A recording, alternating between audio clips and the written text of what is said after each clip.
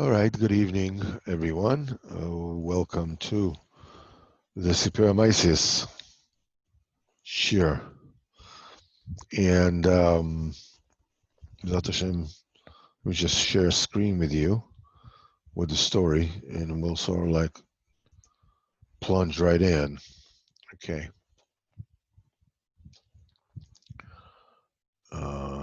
Just a second.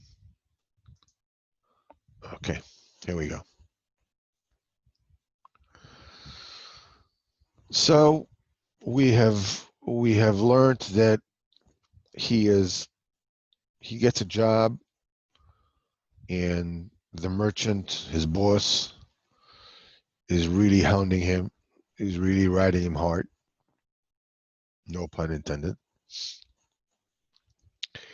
And he gets to the forest. When he gets to the forest, two animals got into the forest and started running away. And the merchant screams at him, tells him to go after them, bring them back. And he goes after them, and they run away. And he goes after them, they run away. And then he goes very deeply, and he goes very deeply into the forest, and he cannot see his old friends anymore. And what happens is that he makes his decision that he's going to continue to go after the animals and do his job rather than go back to the merchant with an excuse of why he couldn't do what he had to do. There's and then he said he comes and there's night, and all the animals are roaring, and he goes up a tree. And in the morning, this is where we're holding here, he sees the animals are right there, and he goes down from the tree and he goes to catch them, and they run away, and he goes out, he chases them, they run away. They find some pasture, he goes to catch them, they run away, until he comes to the depth of the forest where the animals were not afraid of people at all, because they're very, very afraid, very, very far from human habitation. And this is what it says, Vishuv nasa alayla, and again it became night. Veshama kol nehamas achayos v'nisiyah merad, he hears the animals roar, and he became very afraid. Vayav hine omed sham ilan gadol me'od me'od, he said there's a huge, huge tree. And he goes on that tree, and when he comes on the tree, Vayav hine shochav sham en adam, he saw there's a person there. And he became very scared. It was a little consoled. He found a person there. They asked each other, who are you? Person, who are you? A person.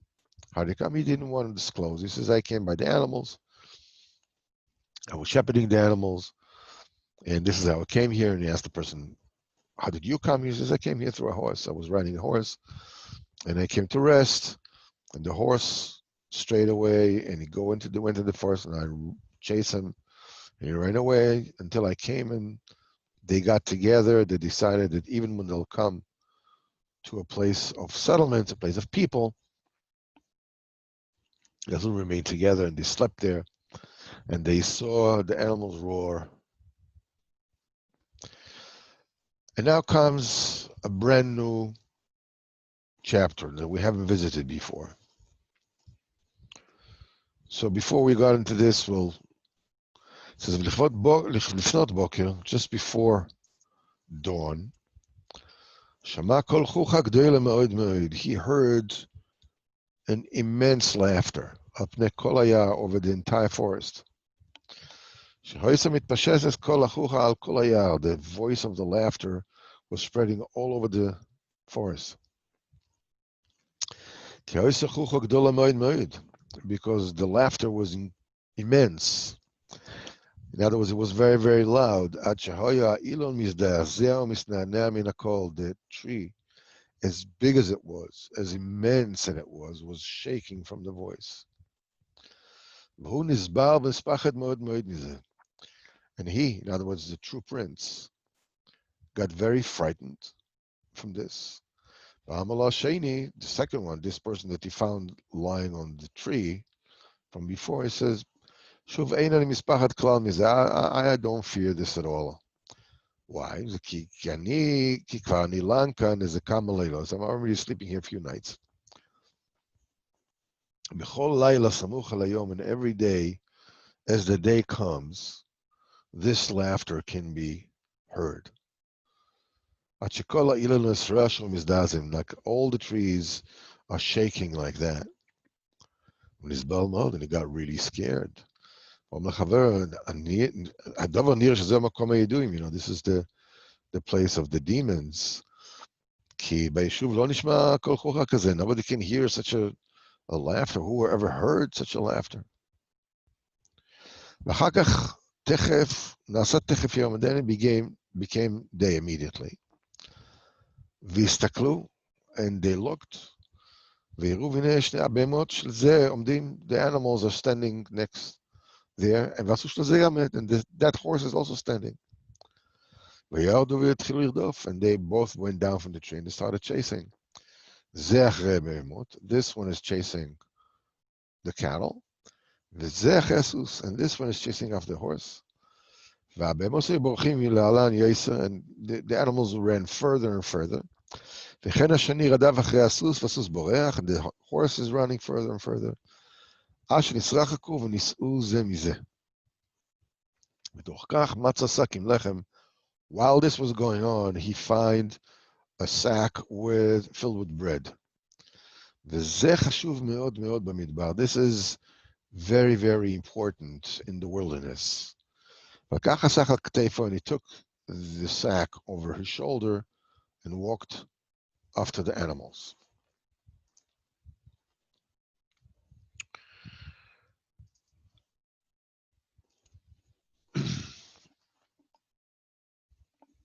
There are obviously, many interpretations of this particular Maisa in every stage of this Maisa. Like, what does the merchant represent? Who is the merchant? We've explained it, in the personal human experience of somebody who is going through where he is at, is dealing with his confusions and with temptations. There's an overall outlook, a deeper outlook, more Kabbalistic outlook, if you will. Whereas the entire world outside the forest represents the Olam Asiyah, the world of deed. And the forest, as it goes deeper and deeper into the forest, you are sort of like visiting the upper realm of the stratosphere, as it were, of Olam Asiyah. And there's a boundary between the Olam Asiyah and Olam Hayetzirah above it. And the Olam Asiyah is basically the world of where the Tumah is, where the Klippas are. Some say that as we will find out, the man of the horse is actually the slave's true son. He is the one that ran from the horse, that was running after the horse. We'll find out later that he has abdicated his kingdom. He wanted to repent.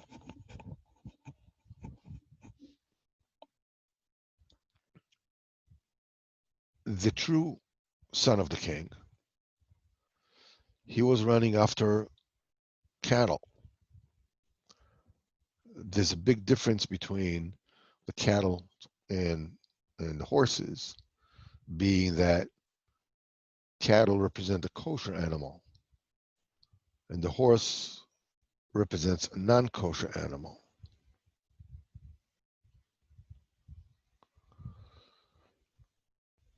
Riding a horse, b'chlal, being able to ride a horse, it's a very famous analogy of a person and his body, because a horse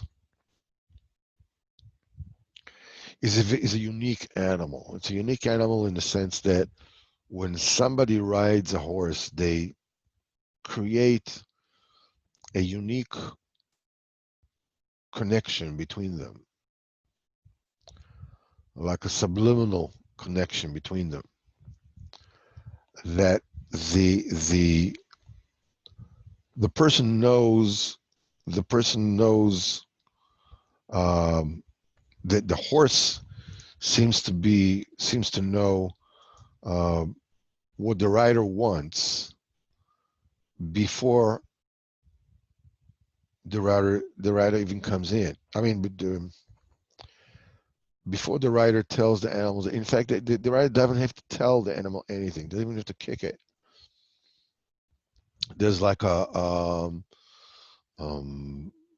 a thought connection between them, and the horse just does whatever the rider wants the rider to do when they create this kind of connection. This is akin to a person's connection with his body. So riding a horse, b'chlal, represents being in control of your body. The merchant, in a certain way, represented his conscience, represented the tzaddik who was chasing him, who was threatening him. Go do what you need to do. Start controlling the behemoths. The behemoths represent Reb Nosson says the behemoth represents the body's desires. When you're leading the animals, you're controlling the animals. That's one of the reasons why he met the other shepherds, because if in that interpretation the merchant represents the tzaddik, so he says, I have other people, because when a person starts working on himself, starts to work on controlling his urges, his body's urges, it's very difficult to do alone. That's why it's very important to have a chabura, or a group of people that work together. Because when a person is on his own, he is dependent on the vagaries of his ups and downs. But when people are serving Kadosh Baruch Hu in a chabura, when someone is in up, the other one is in down. When the other one is down, the other one is in up. So the one who is down is able to connect to the one who is up, and the one who is up is going to elevate him, is going to lift him up. I've been fortunate to be on the receiving end of such assistance from friends, for a lot of years. I remember like a few years after I made tshuva, I don't know, 2 or 3 years, whatever. And I davened on Yom Kippur in the Breslev Kollel in Bnei Brak, and I was going home with the Tzricha Balev, who is my Rav today. And then I just considered, just a friend, whatever, but, somebody who was, the people guiding me. And I was very confused. I was very lost. While davening, I suddenly, I didn't know if I believed it all. Like, what's going on? So as we went out of shul, Yom Kippur night, I told him, suddenly I don't know if I have a movement at all. So his face lighted up, and he says, Shalom Aleichem Yetzahara. And it totally changed my outlook. It was like a huge weight was lifted from my shoulders. He was able to give me a perspective which I didn't have because I was inside my own experience. And when you are inside your experience, you don't have the perspective. That's why it's very important when you are going into the path of fighting to control your life, to control your body. The merchant, the tzaddik, represents riding the horse. He is the owner of his body. Everybody else is walking.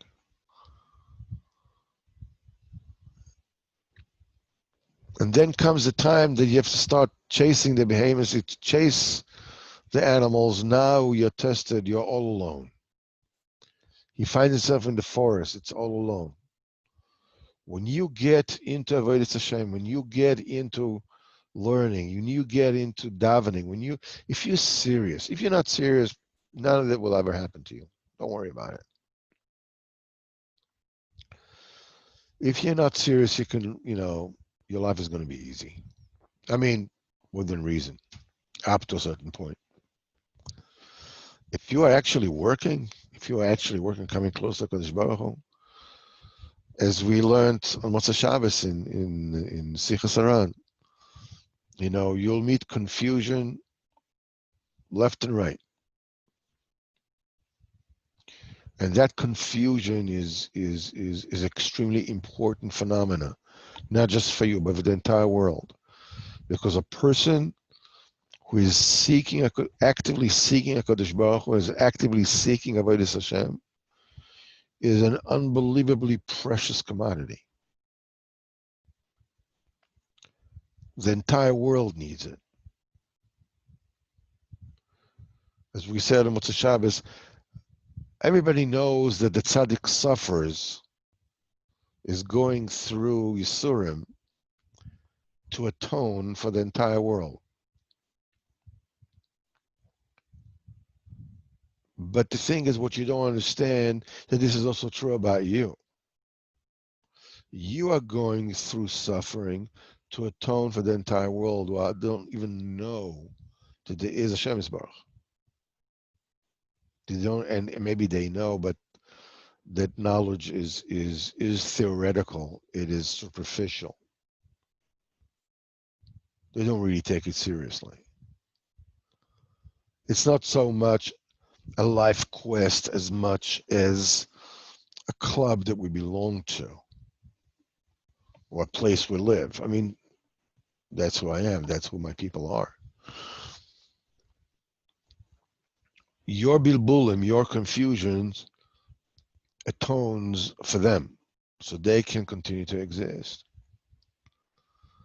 This is of Kol Israel Arovim Zebazeh. The entire Am Yisrael are all guarantors for one another. It says Arovim Zebazeh means they're mixed together. One is saving the other. So as he goes into the forest, as he's chasing his livelihood, and in this world, the Zohar says that wealth plays with a person in this world, and then it kills him. Chmal Atzlan, there was a Jewish banker from South America, excuse me,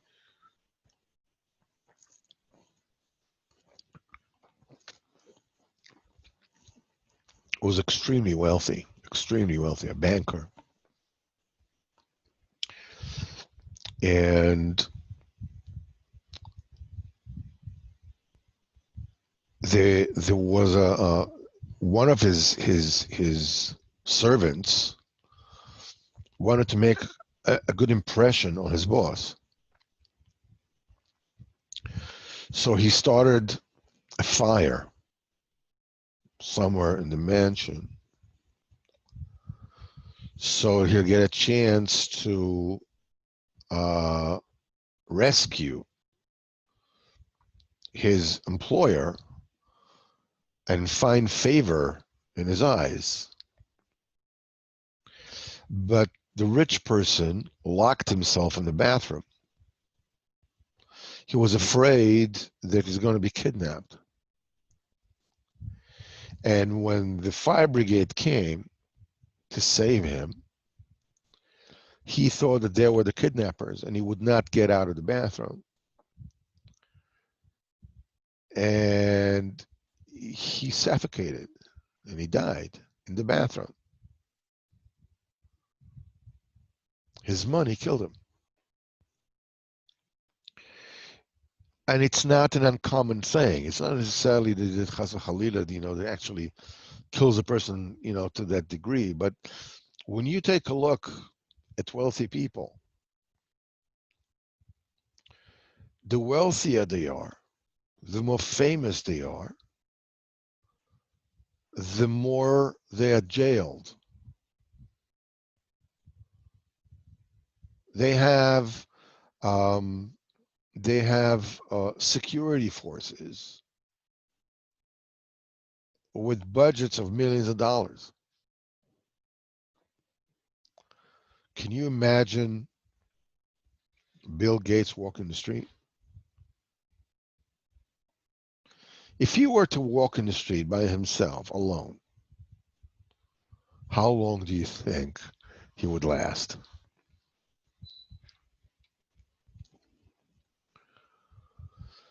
So they all have houses with planned safe rooms and this and that and special guards that are willing to die for them at all kinds of insane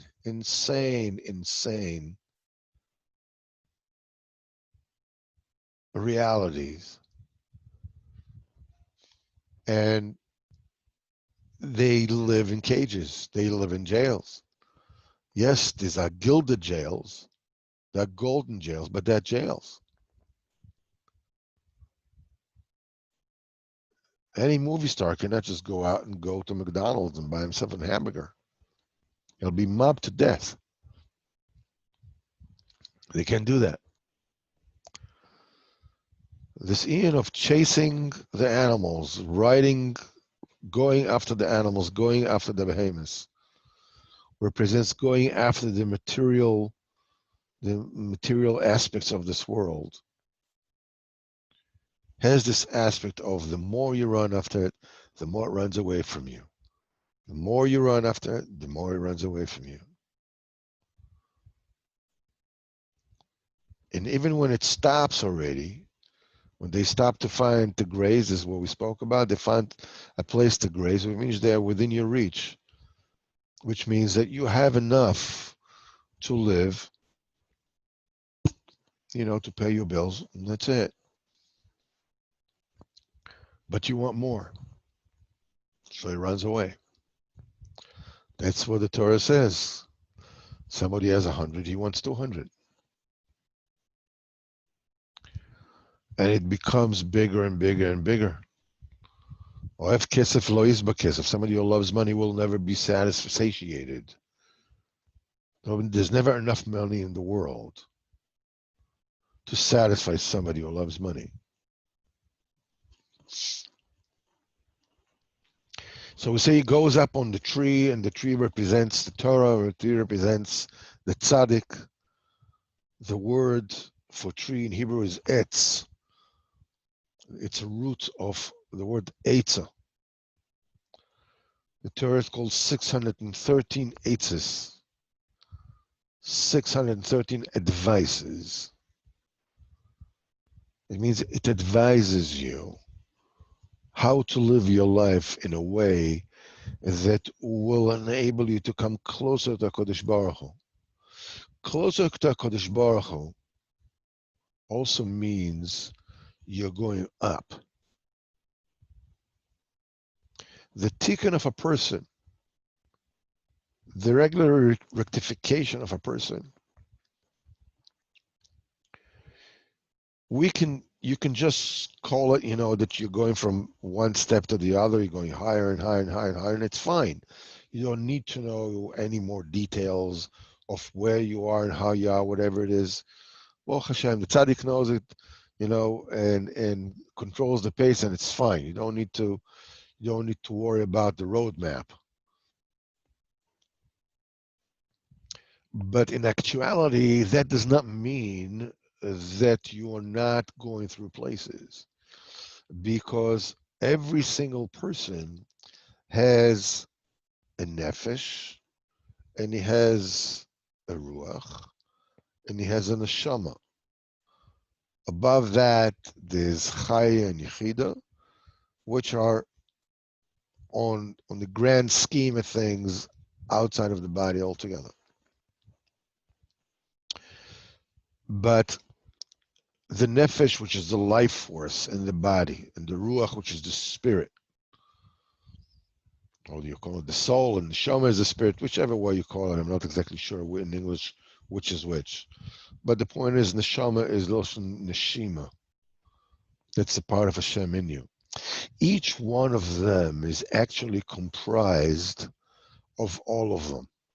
Meaning, in your nefesh, the lowest form of life force, it's also divided into nefesh and ruach, neshama, chaya, yechida. You have the nefesh aspect of nefesh, the ruach aspect of nefesh, the neshama aspect of nefesh, the chaya aspect of nefesh, and the yechida aspect of nefesh.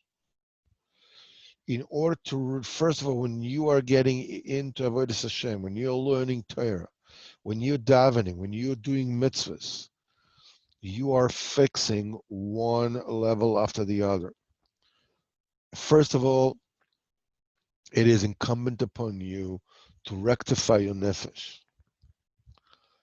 The rectification of the nefesh goes in ascending order. First of all, you're working on your nefesh to nefesh, the living aspect of living, the animalistic level of living. Then you have the ruach of nefesh that you have to fix. Then you have the neshama that you have to fix.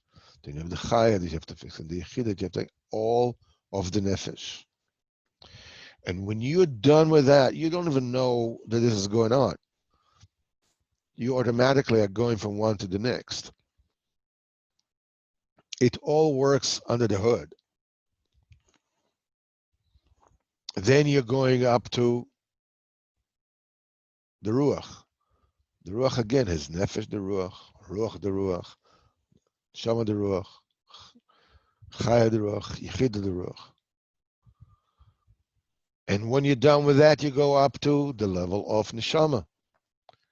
You have the nefesh the neshama, ruach the neshama, neshama the neshama, chaya the neshama, yechida the neshama, and so forth until you finish the yechida.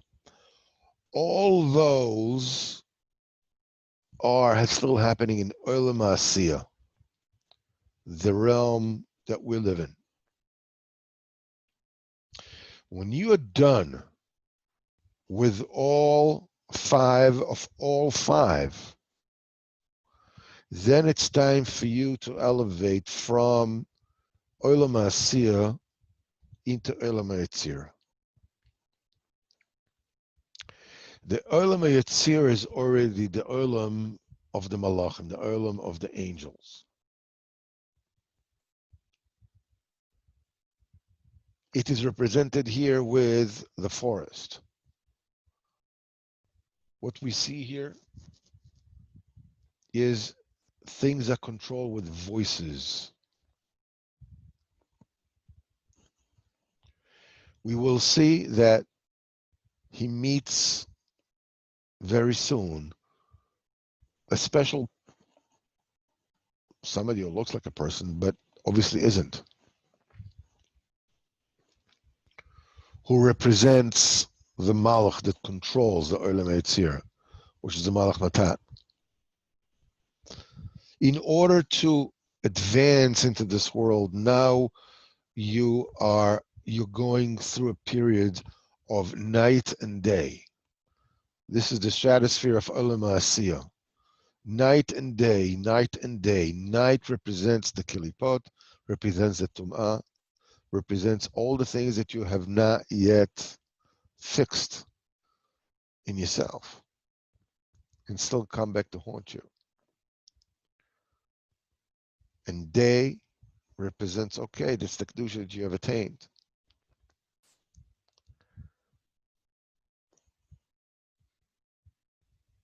And now the tree, which represents the Eitzah, means represents the truth, means that the true prince, the true son of the king, has been advancing to the point that now he meets his counterpart. The counterpart is the true son of the slave. The laughter, as we will find out later, is the laugh's on him. The laugh is on the true son of the slave. But he's not afraid of it anymore. He's used to it. He's used to it because he doesn't even understand that he's the butt of the joke. The joke's on him, and he doesn't get it. Rabbeinu says, B'shuv Hashem Shivas Sion, when Hashem will return, the exile of Zion. As you know, Azim Aleph Chok Pino, then our mouth will be filled with laughter. We will laugh. Why? What are we going to laugh? Because the Goyim, says Rabbeinu, going to says, Igdil Hashem lasot imanu, Igdil Hashem lasot imela, inu kecholmim. The Goyim will suddenly realize that all the greatness that they had, all the dominion that they had, was our greatness. In other words, that which is said, the Goyim says that which Hashem did great things with us, we were on top of the world, is really it was the greatness of those, of the Jews. It says, but by us it's going to be a laughter, it's going to be a joke, even though it's a tremendous saga. In this world, who understands that this is the joke is on them? That all the greatness supposedly that they have, all the might, all the forces, all the this, all that, is really the joke is on them. Who understands that? It's a huge madrega. They're going to have this, but our level that we will reach at the time of the Geula is going to be so high that this is going to be a laughter. It's going to be laughing, man. It's like every kid knows this.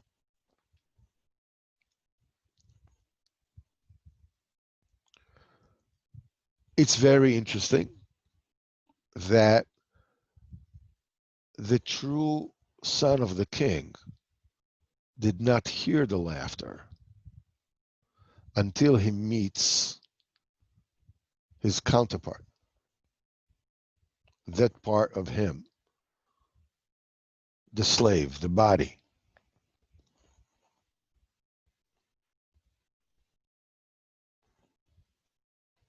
Rabbeinu has warned us that we need to sanctify, purify our body so that our gashmius will be able to be in tune with our neshama. This is because the neshama, see, the thing is that, people says, they said the neshama achot is the sinning neshama. There's no such thing. The neshama never sins. The nefesh sins. The neshama never sins. The body sins. The neshama, for the neshama, there's no gray. It's black or white.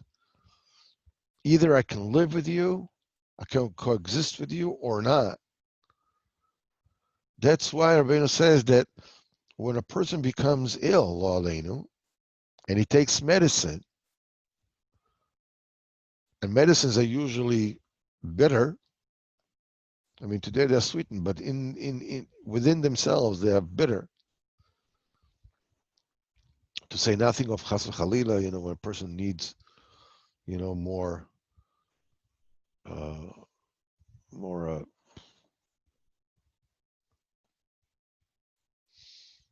difficult medicines, lo aleinu, they're bitter. So the Neshama says, okay, you see, the body already understands that in order to heal itself, it needs to subject itself to, to suffering. So he understands that it's not all just about feeling good. All right, so there's still a chance for the body to do tshuva, so I'll stay with it. Other than that, the Neshama it can't even come close to the body. So Rabbeinu says you have to purify the body. You have to purify the body to the point that the body itself will help the neshama, because sometimes the neshama itself gets weakened. And when the body is pure and is clean the way it's supposed to be, from the pleasure of the body, the neshama can go back to its stature. But when the body is steeped in taivas, is steeped in vices, the neshama cannot come close to it because it'll just drag it down.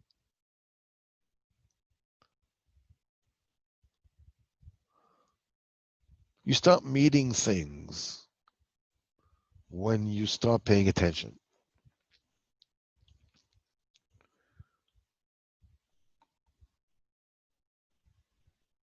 You start paying attention to the fact that maybe you're looking at women.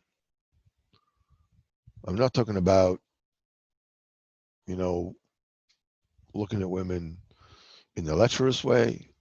I'm not talking about surfing the net to places that one should not go to. In fact, nobody should go to anywhere in the internet. But even just talking to a neighbor, whatever it is. She's a woman. Yeah, and your point is, at a certain point in time, you realize that you're a man, and there's no way that a man will look at a woman without it influencing him in one way or another. And it doesn't matter how old you are. It brings a bilbil. When you start confronting your taivas, Rabbeinu says in Torah base, you have to start working on every single thing. There are three main taivas, the three main vices, urges, that lash out Yirah Shamayim. Rabbeinu says Torah Aleph, Chelik Beis. He says they're called the destroyers of Yerushalayim. Yerushalayim is the Yirah Shavalav, Yirah Shalem. That's the fear in the heart. This is the temptation for women, the temptation for food, the temptation for money. As long as you have one of those, it keeps you chained down to Sipurey Maasios. It keeps you chained down. And you can't move. The neshama cannot come close to the body.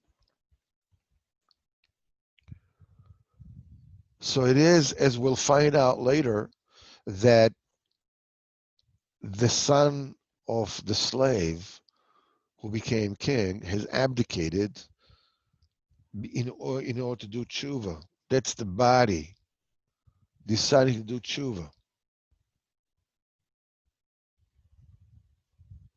And it's coming up to the tree. It's coming to the tree means it's coming up to Torah. It's coming up to truth. And it's only when you start it being in touch with your body, Torah is not just like, wow, man, this is like so cool. I went to this lecture, and this rabbi, he was like talking like, wow, man, it was so cool. It was so amazing. It was absolutely unbelievable. When it stops being about that, and it starts to be, okay, now here's the body. You meet the body on the tree. You are working with yourself. You're working with your ta'avot. You're working with your urges. You're working with those things that your body is pulling you.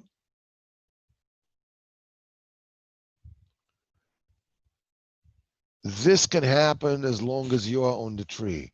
This can happen as long as you are connected to the truth.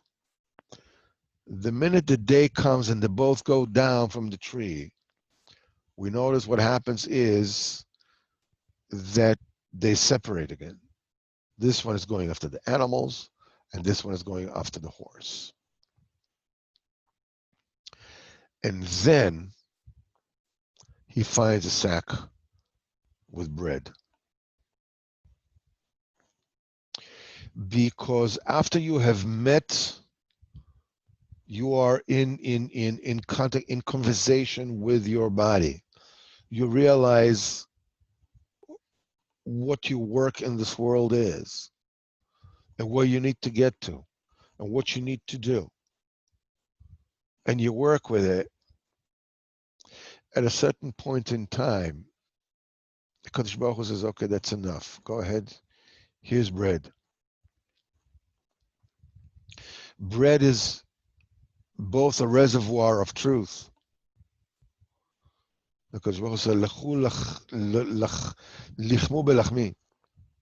Fight with my bread. Bread is l'shon milchama.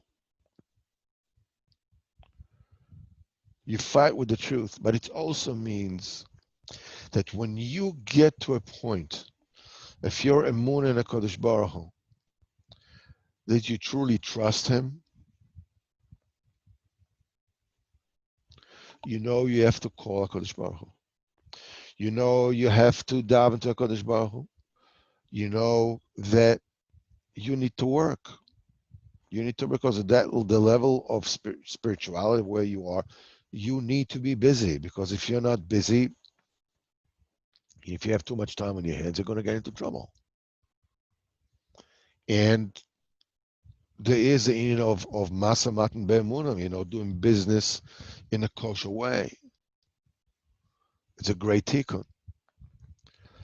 But behind it all, you reach a level that you no longer worry about your bread.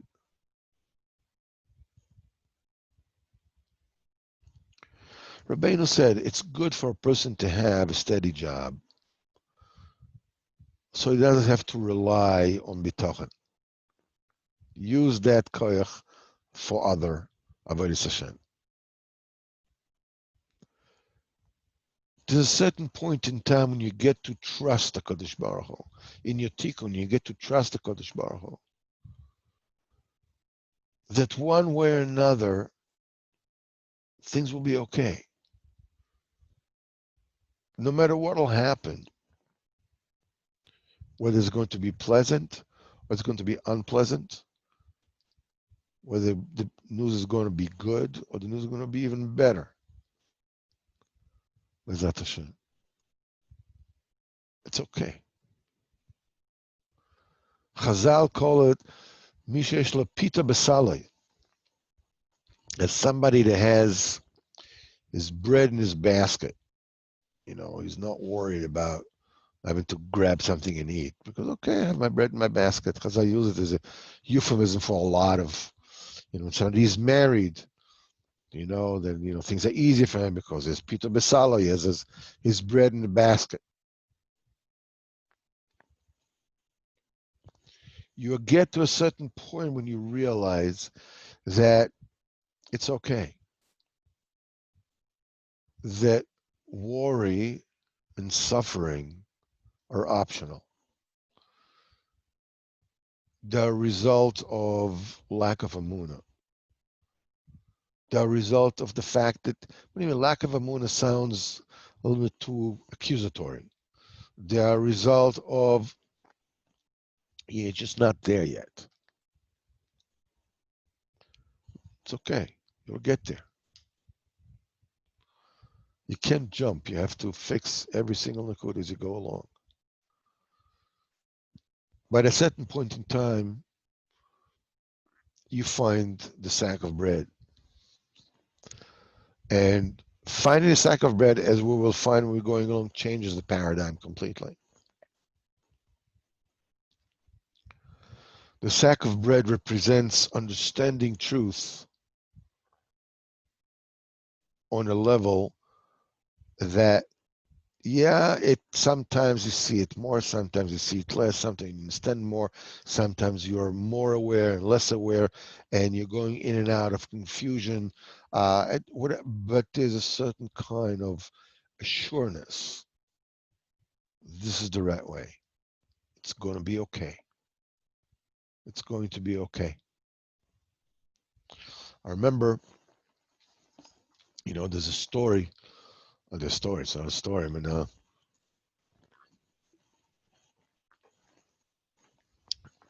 the night before Rabbeinu left this world, he didn't leave this world. His neshama left his body.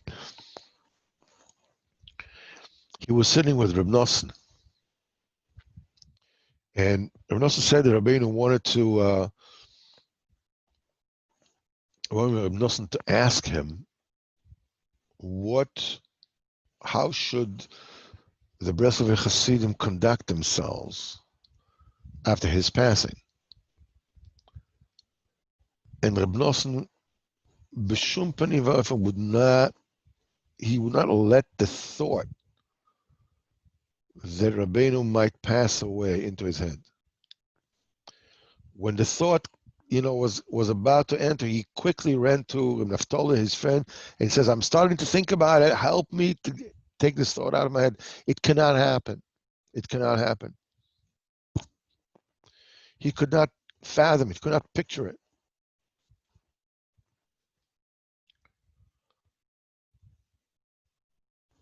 So Rabbeinu waited for Reb Nosson to ask, and Reb Nosson will not ask.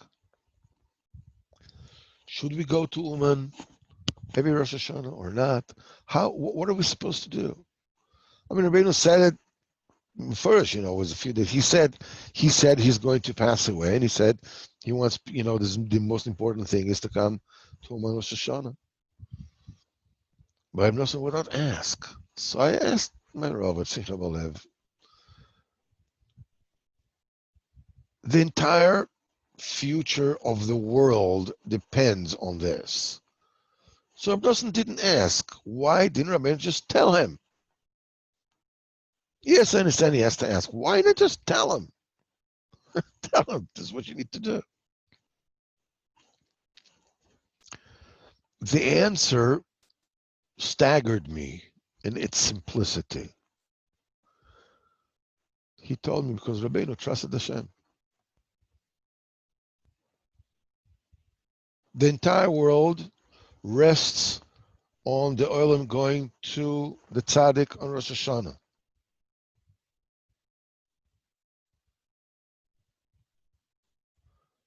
Rabbeinu knows that Reb Nosson is supposed to ask.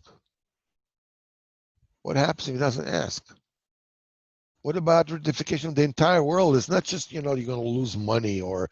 The entire world depends on this. He trusted the Kodesh Baruch Hu. This is what we say in Shmoneh Esrei. Al tzadikim, al chasidim, v'ziknei ochai beis Yisrael, v'apleitu b'sofreim, v'agriei tzedek, v'aleinu, yemenu rachamecha Hashem Elokeinu. V'ten sachol tov, and give a good reward l'chol haboitim shemcha be'emes, to those who trust your name in truth. V'sim chelkeinu imahem, and put our part with them. And we will never ever be embarrassed. Because we have trusted in you. What does the syntax of this bracha mean? It means that those who trust your name in earnest, in true, who really trust you are the tzaddikim. Put our part with them. Let us be one with them. Rabbeinu says, Eretz Ochelis Yeshvea, there's a Rabbi told me about that he was learning this Torah. The Eretz Ochelis Yeshvea, the land that consumes its inhabitants, was in last week's parsha. That this is the Eretz Yisrael is a bechin of Amunah. When you believe in something, it's like it consumes you. You become part of what it is. A believing Jew is Amunah. A Nazi who believes Hashem Yahweh, he becomes that. Whatever you believe in, it consumes you. It eats you up, and you become part and parcel of what it is. When you have Amunah Tzaddikim, you become part with them. Your lot is with them, and you can lean on them. Ve'lolam lo nevosh, and we will never ever be embarrassed, not in this world and not in the next one. Why? Because this is a true bitoch in the Kodesh Baruch Hu. So you may ask, why is this true bitoch in the Kodesh Baruch Hu? That sounds like you're trusting the tzaddikim. It doesn't sound like you're trusting the Kodesh Baruch Hu. But the point is, you have to understand, the Kodesh Baruch Hu created the world for the tzaddikim. That's why he created. That's the purpose for creating the world. So it'll be a tzaddikim in the world. The person will have this nisayon of, I'm sorry, I'm also smart. He's not the only one. And this week, this class is Pashas Koyrach. He says, what are you making yourself Mr. Grace? Mr. Big. Me also.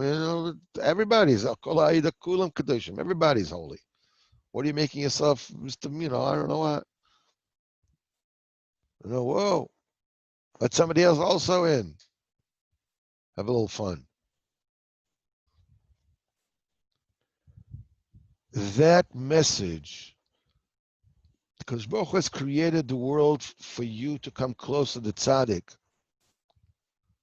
Rabbeinu says, when you look at me, when you look at the tzaddik, the tzaddik emes, from this you can learn the greatness of the Kodesh Baruch Hu. What a level the human being can come to. And he says, because with the entire greatness of the tzaddik, that you can lead him in this world and the next, I'm still just a human being. Kodesh Baruch Hu is like, whoa, way out there.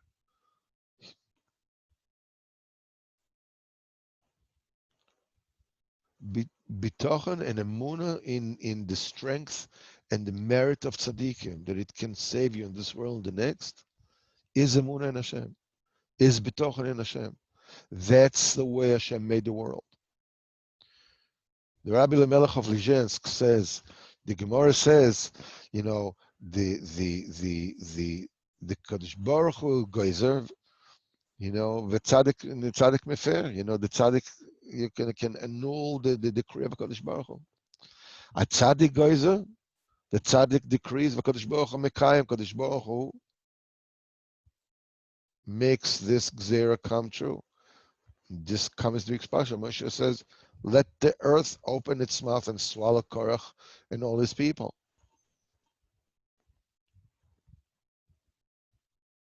So sure enough, boom, the earth opens up its mouth and swallows them. So the Melech says, how come that when the tzaddik makes exer, when the Kodesh Baruch Hu makes exer, the tzaddik is unable to annul it. But when the tzaddik makes exer, Kodesh Baruch Hu, makes it happen. And he uses a very, very sharp lashon. He says Kodesh Baruch Hu is doing it like a slave who is doing what his master is telling him. How can it be? What kind of a lashon is this? What kind of a? He says because this is what the Kodesh Baruch Hu had in mind milchatchila.